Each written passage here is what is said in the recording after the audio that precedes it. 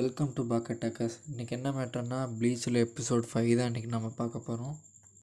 Episode open பண்ணால் நம்ம ரூக்கியாக அந்த ஹாலோட்டை வந்து சில ஸ்பெல்ஸ் எல்லாம் யூஸ் பண்ணி இருந்திருப்பாள்ல, அது வேலை செஞ்சுருக்காது.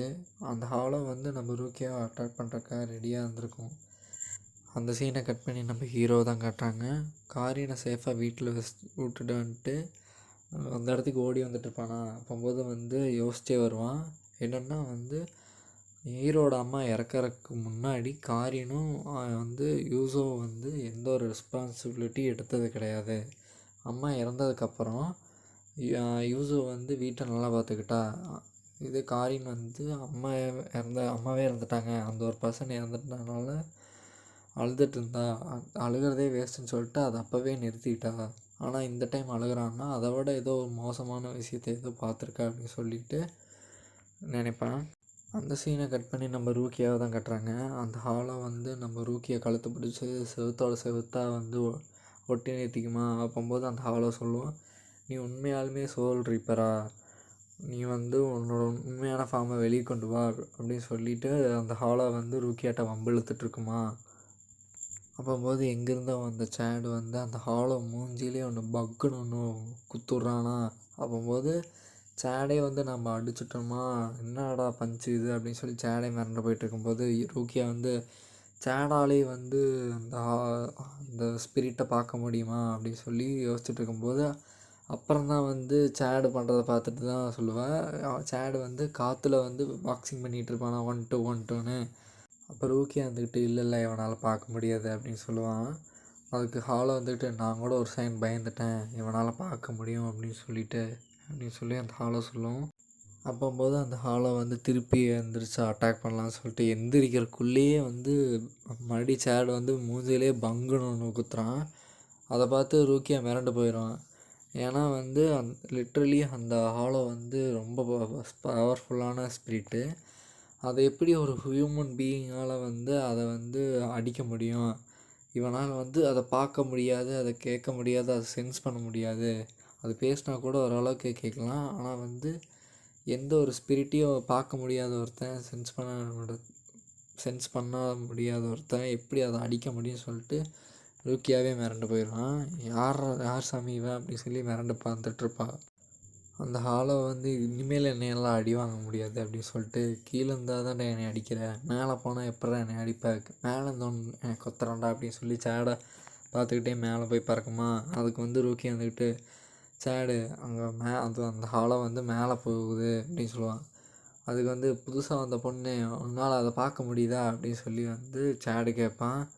அதுக்கெல்லாம் டைம் இல்லை அப்படின்னு சொல்லி ரூக்கியா சொல்லுவான். அதை பற்றி எக்ஸ்பிளைன்லாம் பண்ணிகிட்டு இருக்க முடியாது, அவன் மேலே இருக்கான், எப்போ வேணாலும் உன்னை அட்டாக் பண்ணுவான் அப்படின்னு சொல்லிகிட்டு இருக்க.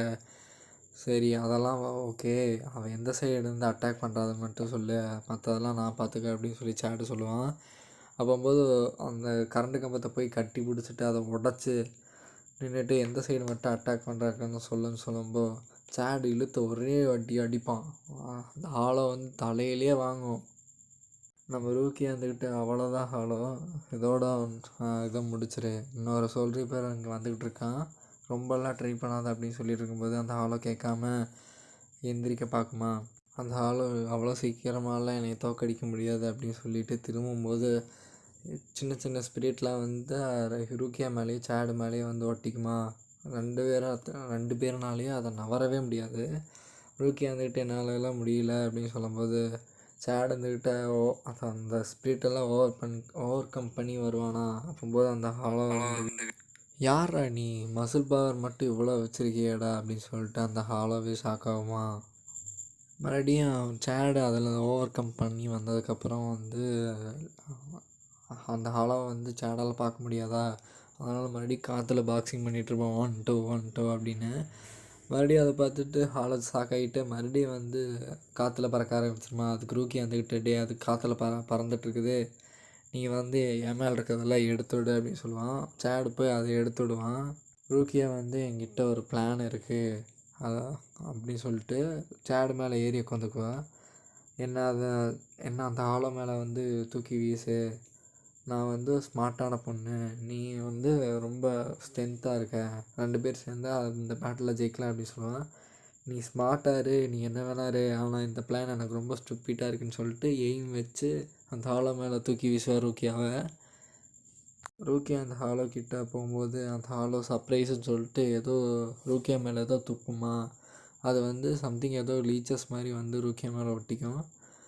அதுக்கப்புறம் வந்து ஒரு அட்டை மாதிரி இருக்குமா, ரூக்கியானால எடுக்கவே முடியாது. அதுக்கப்புறம் அந்த ஹாலோ வந்து சம்திங் ஏதோ வாயா சவுண்டு மாதிரி கொடுக்குமா.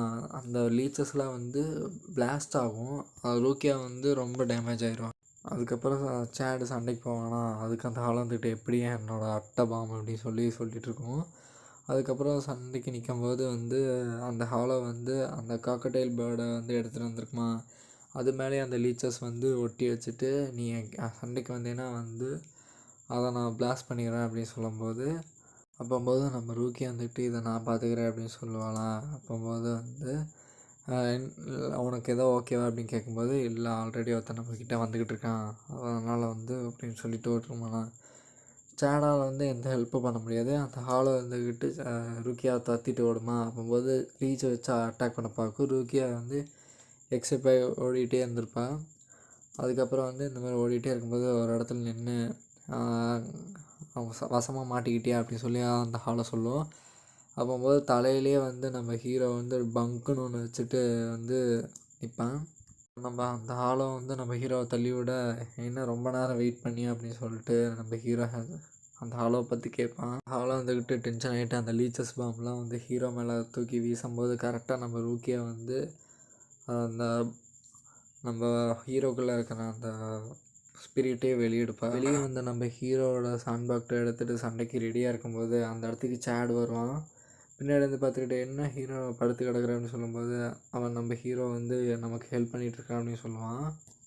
அந்த சீன் கட் பண்ணி நம்ம ஹீரோ கட்டுறாங்க. அந்த ஹாலோ கூட சண்டை போட்டுக்கிட்டு டஃப் கொடுத்து சண்டை போடுவானா.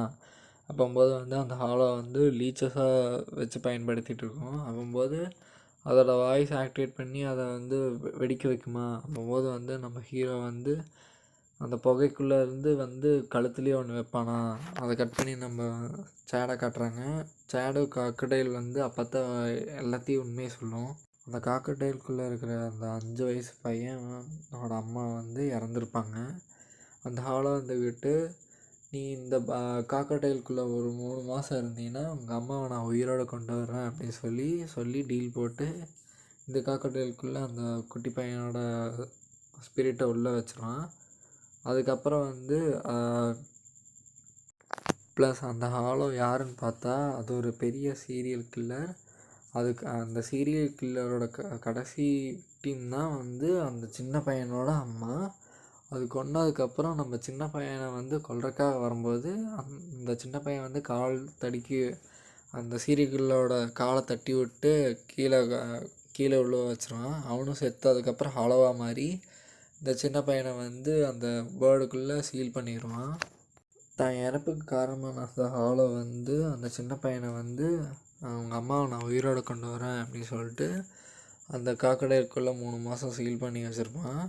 அதை வந்து ஹீரோட்ட சொல்லும்போது ஹீரோ வந்து ரொம்ப டென்ஷன் ஆனதுக்கப்புறம் ஒரு சின்ன பையனை எப்பட்றா அப்படி பண்ணலாம் அப்படின்னு சொல்லிட்டு அந்த ஹாலோ வந்து லீச்சை துப்புமா. அந்த லீச்சை கையில் பிடிச்சி நேர் போய் அந்த ஹாலோவில் குத்தி வாயை உடச்சி அந்த லீச்சை உள்ளே வைப்பான். இப்போ அதை வெடிக்க வைடா அப்படின்னு சொல்லும்போது ஆப்வியஸ்லி அது வந்து வெடிக்க வைக்காது. அதுக்கப்புறம் ரிட்டன் வரும்போது அதோட நாக்கை பிடிச்சி இனிமேல் நீ அந்த வாய்ஸ் கொடுத்தாதான்டா வந்து அந்த பாமை வெடிக்க வைப்பேன் அப்படின்னு சொல்லிட்டு அந்த நாக்கை பிடுங்கிட்டு வந்துடுவான்.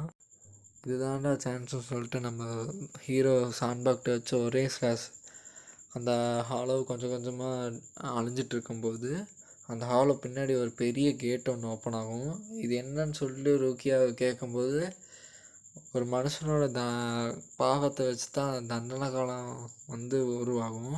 அந்த பாவத்தை வச்சு தான் அந்த தண்டனைக்கான கேட்டுமே வந்து பெருசாகும் அப்படின்னு சொல்லும்போது அந்த கேட்டு முழுசாக ஓப்பன் ஆகி ஒரு ஸ்வாடு வந்து அந்த ஹாலோவை வந்து அப்படியே நெஞ்சு மேலேயே குத்தி அதை உள்ளே இழுத்துட்டு போகும். அதுக்கப்புறம் அந்த கேட்டும் மூடிடும். அதுக்கு நம்ம ஹீரோ இதுதான் வந்து நீங்கள் நரகம்னு சொல்லுவீங்களா அப்படின்னு சொல்லிட்டு நம்ம ஹீரோ கேட்பான். அதுக்கப்புறம் நம்ம சேடு, நம்ம ரூக்கியா, ஹீரோ, அந்த crocodile வச்சு பேசிகிட்டு இருக்கும்போது குட்டி பையா உங்கள் அம்மாவெல்லாம் திருப்பி கொண்டு வர முடியாது, உன்னையும் வந்து அவன் பாடிக்குள்ளே வந்து சேர்த்த முடியாது அப்படின்னு சொல்லிடுவான் ரூக்கியா. அதுக்கப்புறம் வந்து ரூக்கியா வந்துட்டு குட்டி பையா சோல் சொசைட்டின்னு ஒன்று இருக்குது, அங்கே நீ போறியா, உனக்கு வயசாகாது, உனக்கு நீ வந்து பசிக்காது அப்படின்னு சொல்லும்போது குட்டி பையன் யோசிப்பான், என்னதான் அது நல்ல இடமா இருந்தாலுமே அங்கே போகணுமா வேணாமான்னு சொல்லிட்டு டபுள் மைண்டடாக யோசிப்பான். இதை கவனிச்சா நம்ம ஹீரோ வந்து காரின்னு சொல்லுவா இல்லையா, அந்த குட்டி பையனோட ஆன்மா சாந்தி அடைஞ்சால் தான் வந்துட்டு அவங்க அம்மாவை வந்து மீட் பண்ண முடியும் அப்படின்னு. அதை வந்து அந்த குட்டி பையன்கிட்ட சொல்லுவான், உங்கள் அம்மா வந்து சோல் சொசைட்டியில் தான் இருப்பாங்க, நீ போய் பாரு அப்படின்னு சொல்லுவான். குட்டி பையனும் சந்தோஷமாயிடும். அதுக்கப்புறம் வந்து அந்த குட்டி பையன் வந்து நம்ம சேடுக்கிட்ட ரொம்ப தேங்க்ஸ் அப்படின்னு சொல்லுவான். நீங்கள் சப்போர்ட் பண்ணனால தான் இப்போ நான் வந்து சோல் சொசைட்டிக்கு போகிறேன் அப்படின்னு சொல்லுவான். அதுக்கு அவன் சேட் இருந்துக்கிட்டு நானும் இறந்துட்டேன்னா சோல் சொசைட்டிக்கு தான் வரேன் அப்படின்னு சொல்லுவான். 2 பேர் சேர்ந்து ஒரு நாள் வாக் போவோம் அப்படின்னு சொல்லி அந்த எபிசோடை முடிக்கிறாங்க.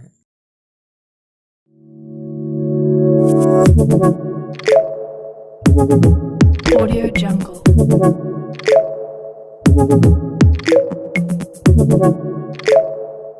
Thank you.